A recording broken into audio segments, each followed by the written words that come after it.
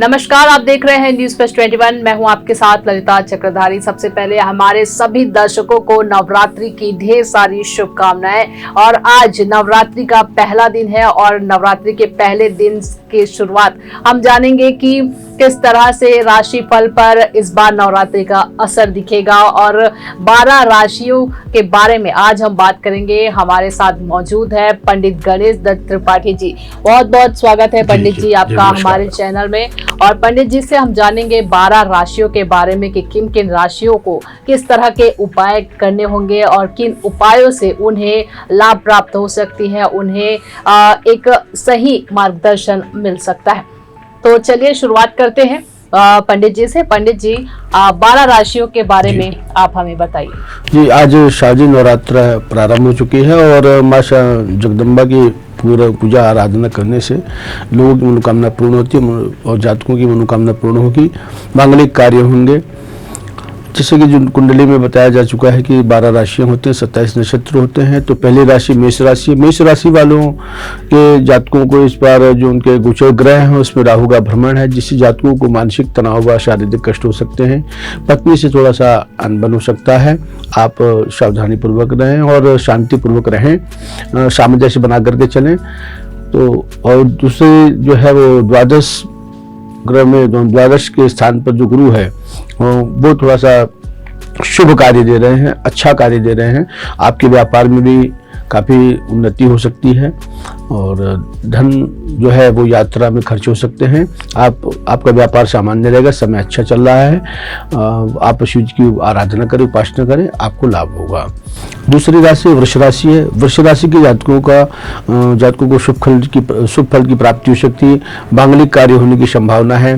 धन की कमी दूर होगी। संतान के प्रति आप काफ़ी चिंतित रहते हैं, वो आपकी चिंता दूर होगी। स्वास्थ्य आपका मध्यम रहेगा। पारिवारिक तनाव का जो वातावरण है वो कम होगा।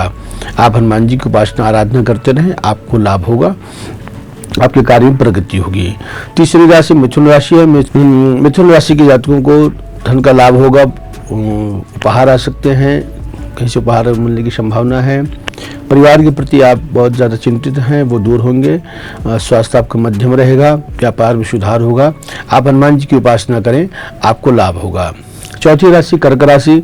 कर्क राशि के जातकों को शारीरिक कष्ट दूर होंगे। उनके व्यापार में प्रगति उन्नति हो सकती है। धन की प्राप्ति हो सकती है। ग्रह बाधा दूर हो सकती है। उसमें समस्त जो बाधाएं होंगी वो उसमें थोड़ा सा कमी आएगी और शुभ फल की प्राप्ति हो सकती है। आपका समय जो अभी सामान्य चल रहा है, आप हनुमान जी की उपासना करते रहें, आपको लाभ होगा। पांचवी राशि सिंह राशि। सिंह राशि के जातकों को धन का लाभ होगा। भाग्योदय में वृद्धि होगी। रुके हुए कार्य होने की संभावना होती है, बनती है। और आप शांति बनाए रखें और आपका दिन जो है वो सामान्य रहेगा। आप शिव जी की आराधना करते रहें, आपके रुके हुए जो कार्य हैं वो पूर्ण होंगे।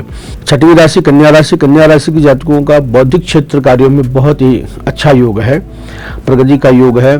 शिक्षक पद में जो शिक्षक के कार्य में लगे हुए हैं, अध्ययन अध्यापन के कार्य में लगे हुए हैं, उनकी उन्नति का योग बनता है। समय अच्छा चल रहा है। उच्च पद का योग बनता है उनके लिए और दिन सामान्य रहेगा आपका। आप हनुमान जी की उपासना करते रहें, आपकी उन्नति प्रगति बढ़ती रहेगी, आपको लाभ होगा। सातवीं राशि तुला राशि। तुला राशि के जातकों को जो गोचर ग्रह है उसमें अढ़ैया शनि चल रही है और अढ़ैया शनि के कारण पारिवारिक तनाव बनता है। व्यापार में मंदी के प्रभाव पड़ सकते हैं। मकान संबंधित कार्य आप जो कर रहे हैं उसमें थोड़ा सा अवरोध उत्पन्न हो सकता है। कार्य क्षमता के अनुरूप आपको जो लाभ मिलना चाहिए वो लाभ नहीं मिल पा रहा है और आप अपने काम में लगे रहें, शांति से अपने कार्य में लगे रहें।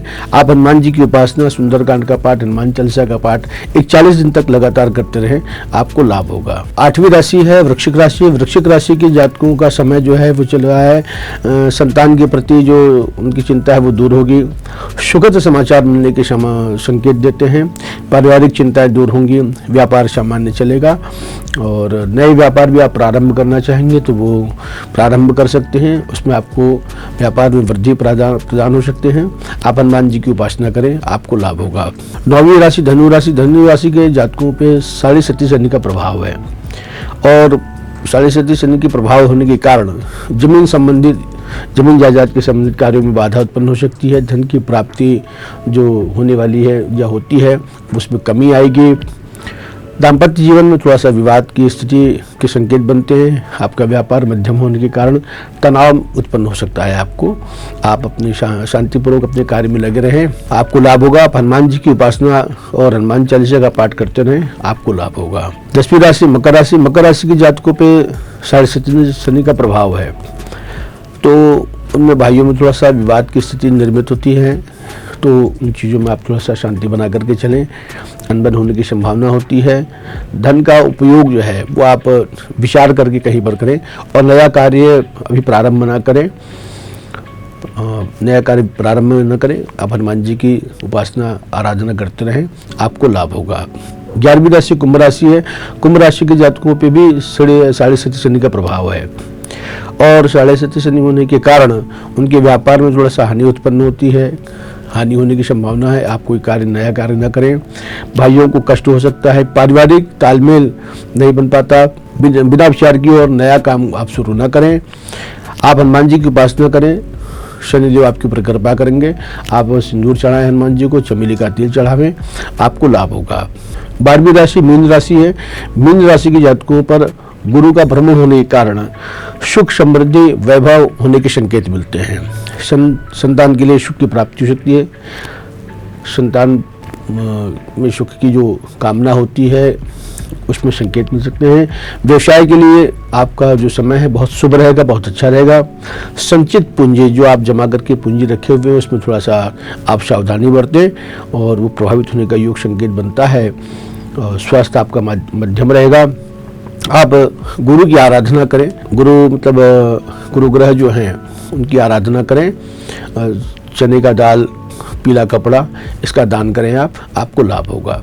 तो ये थे 12 राशियों के बारे में जिन पर राशिफल, साप्ताहिक राशिफल जो न्यूज़ प्लस 21 हर हफ्ते आपके लिए लेकर आता है कि किन किन राशियों पर क्या असर रहेगा इस हफ्ते और किन किन उपायों से आप लाभ प्राप्त कर सकते हैं। इन सारी बातों की जानकारी पंडित गणेश दत्त त्रिपाठी जी से आज हमने जाना, जो कि आज नवरात्रि का पहला दिन है और नवरात्रि के पहले दिन की शुरुआत हम चाहेंगे कि आप अपने दिन की शुरुआत इन साप्ताहिक राशियों से करें और अपने दिन को इन जो पंडित जी ने उपाय बताए हैं उनकी आप उपायों से लाभ प्राप्त करें। यही हमारी कोशिश है और इसी कोशिश की वजह से हम आपके लिए हर हफ्ते साप्ताहिक राशिफल लेकर आते हैं। तो बहुत बहुत धन्यवाद पंडित जी आपका हमारे चैनल में कि आपने आकर आज जो साप्ताहिक राशि के बारे में बताया उनकी जानकारी लोगों तक पहुंचाई।